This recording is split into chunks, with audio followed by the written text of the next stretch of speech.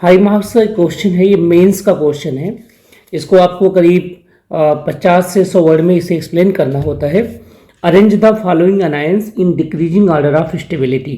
तो सबसे पहले हम समझते हैं कि अनायंस होता क्या है। अनायंस की जब बात आती है तो हम जानते हैं कि जब भी आपके कार्बन पर नेगेटिव चार्ज आ जाएगा, CH2 पे माइनस आ जाएगा यहाँ पर, तो इसी को कार्बनायन कहते हैं। इसकी जो स्टेबिलिटी होती है वो दो तरीके से प्रभावित होती है। एक इलेक्ट्रॉन विड्रॉइंग ग्रुप अगर लग गया, इलेक्ट्रॉन विड्रॉइंग ग्रुप लाइक के NO2 लग गया, तो इसकी स्टेबिलिटी क्या हो जाएगी, बढ़ जाएगी। अगर इलेक्ट्रॉन डोनेटिंग ग्रुप लग गया इसमें कहीं, इलेक्ट्रॉन डोनेटिंग ग्रुप जैसे कि CH3 लग गया, तो इसकी स्टेबिलिटी क्या हो जाएगी, डाउन हो जाएगी। तो हमारे पास चारों ऑप्शन में NO2 ग्रुप लगा, लेकिन एक में नहीं लगा है। जिसमें नहीं लगा है वही सबसे कम स्टेबल हो जाएगा, राइट।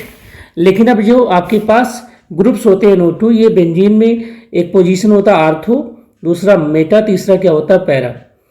NO2 रिजोनेंस भी शो करता है और आई इफेक्ट शो करता है। जनरली 4 तरीके के बेसिक इफेक्ट होते हैं: एरोमेटिसिटी, रिजोनेंस, हाइपर कॉन्जुगेशन और इंडक्टिव इफेक्ट। इनको एक ट्रिक से याद करते हैं, आरही। तो ये रिजोनेंस भी शो करता है, इंडक्टिव इफेक्ट भी शो करता है। लेकिन आर्थो पर तो दोनों शो होते हैं, both resonance and inductive effect. Meta पे ओनली इंडक्टिव इफेक्ट, क्योंकि मेटा पे ना तो रिजोनेंस ऑपरेट होता ना हाइपर कॉन्जुगेशन। और पैरा चूंकि 1 2 3 4 3 कार्बन तक ही इंडक्टिव इफेक्ट होता है, इस नाते पैरा पे ओनली रिजोनेंस होता है।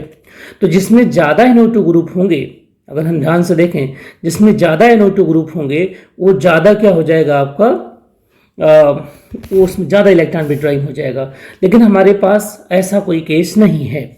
लेकिन जो फर्स्ट केस है जहाँ पे हमने NO2 ग्रुप कहाँ पर लगाया है, ध्यान से देखें, आर्थो पर लगाया है, तो 2 तरीके से इलेक्ट्रॉन को विड्रॉ करेगा। एक तो -I से खींचेगा और एक -R से खींचेगा। ज़्यादा इलेक्ट्रॉन खींचेंगे, ज़्यादा इलेक्ट्रॉन विड्रॉइंग होगा ये, तो ये CH2 ज़्यादा स्टेबलाइज होगा, तो सबसे स्टेबल हमारा हो जाएगा दैट। उसके बाद NO2 जिसमें पैरा पर होंगे वो ज़्यादा स्टेबल होगा, क्योंकि पैरा पर रिजोनेंस से खींचेगा, और रिजोनेंस से जब खींचेगा तो रिजोनेंस क्या होता है, बड़ा होता है, किससे, इंडक्टिव इफेक्ट से। इसका मतलब सेकंड पोजीशन आएगा स्टेबिलिटी पे। और जो थर्ड है ये NO2 आपका मेटा पर है, मेटा पे ओनली आई इफेक्ट होता है, इस नाते मेटा जाएगा थर्ड पे। और फोर्थ पे कोई इलेक्ट्रॉन विड्रॉइंग ग्रुप लगा ही नहीं है यहाँ पे, इस नाते सबसे कम स्टेबल होगा।